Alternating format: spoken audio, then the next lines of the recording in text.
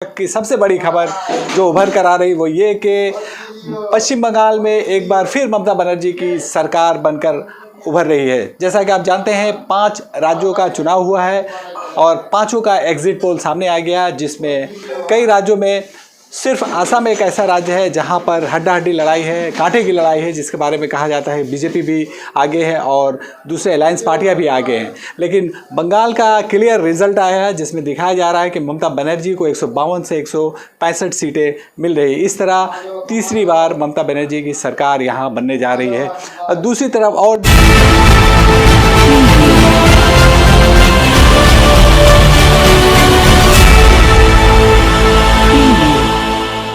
भी जो दूसरी रियासतें हैं वहाँ भी बीजेपी का रोल बहुत अच्छा नहीं रहा है। हम आपको और भी डिटेल बताते हैं कि क्या पोजीशन है यहाँ। वेस्ट बंगाल में जो एग्जिट पोल आया है उसके बारे में ममता बनर्जी की पार्टी लगाएगी जीत की हैट्रिक या बीजेपी चखेगी सत्ता का स्वाद, जाने एग्जिट पोल। पश्चिम बंगाल में 8वें चरण की वोटिंग खत्म हो चुकी है, जैसा कि आप जानते हैं। अब सभी को नतीजे का इंतज़ार है। इससे पहले जाने एग्जिट पोल के नतीजे।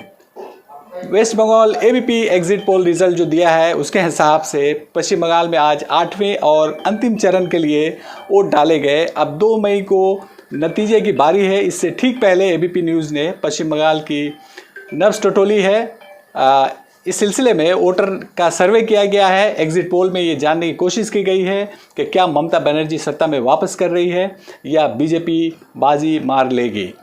लेफ्ट और आईएसएफ का गठबंधन राज्य का सत्ता पर काबिज होगा या नहीं, ये तमाम चीज़ें उभर कर आई है एग्जिट पोल में।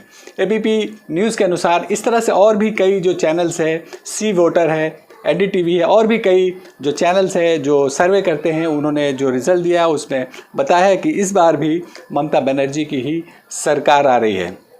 पश्चिम बंगाल में 294 सीटों का चुनाव 8 चरण में हुआ है और आज 8वें चरण था, अंतिम चरण था। इसमें ममता बनर्जी की पार्टी टीएमसी को 152 से 164 के 20 सीटें मिलने का अनुमान है। एग्जिट पोल के नंबर अगर 2 मई को नतीजे में तब्दील होते हैं तो ममता बनर्जी आसानी के साथ सरकार बना सकती है। राज्य में किसी भी पार्टी या गठबंधन को सरकार बनाने के लिए 148 सीटों की ज़रूरत है और जो एग्जिट पोल आया है उसमें दिखाया गया है कि ममता बनर्जी को 152 से 164 सीटें मिल रही। इसके अनुसार ममता बनर्जी हैट्रिक करने जा रही है, यानी तीसरी बार उनकी सरकार बनने जा रही है। भारतीय जनता पार्टी के एग्जिट पोल में जादुई आंकड़े से भले ही दूर दिख रही है, लेकिन पिछले चुनाव के मुकाबले एग्जिट पोल में उसे बड़ा फ़ायदा होता दिख रहा है। बीजेपी को 109 से 121 सीटें मिलने का अनुमान है। कांग्रेस और लेफ्ट को 14 से 25 सीट की बीच सिमट जाएगी।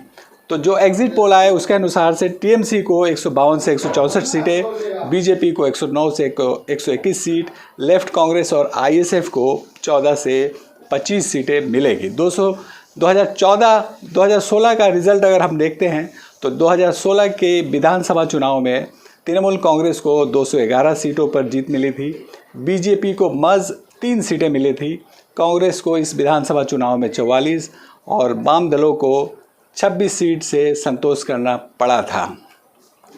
एग्जिट पोल के मुताबिक टीएमसी को 42%, बीजेपी को 39% और लेफ्ट कांग्रेस और आईएसएफ को 15% और अन्य को 3% वोट मिल सकते हैं। 2021 के एग्जिट पोल में टीएमसी को 52% वोट मिले हैं, बीजेपी को 39%, लेफ्ट कांग्रेस और आईएसएफ को 15% और दूसरी पार्टियों को 3%।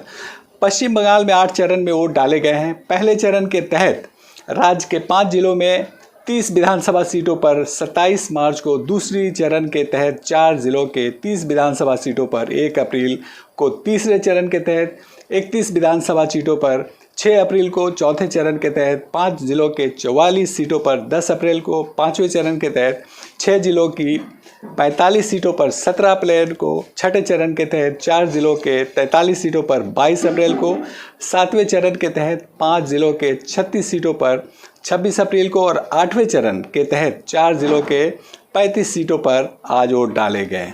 बंगाल में 8 चरण की वोटिंग आज खत्म हुई है, जबकि तमिलनाडु, केरल, असम और पुडुचेरी में 6 अप्रैल को वोटिंग खत्म हो गई थी। खबरों के अनुसार सी वोटर ने 5वें चुनाव राज्यों में सर्वे किया है। इस सर्वे में 1,88,400 73 मतदाताओं की राय ली गई है। इससे सबसे ज़्यादा पश्चिम बंगाल के 83,000 वोटर शामिल हैं। इस पोल में मार्जिन ऑफ एरर +-3% है। बहुत शुक्रिया हमारे साथ बने रहने, जुड़े रहने के लिए। दूसरे अपडेट के साथ फिर हम आपके साथ सामने आएंगे। तब तक के लिए शुक्रिया, धन्यवाद।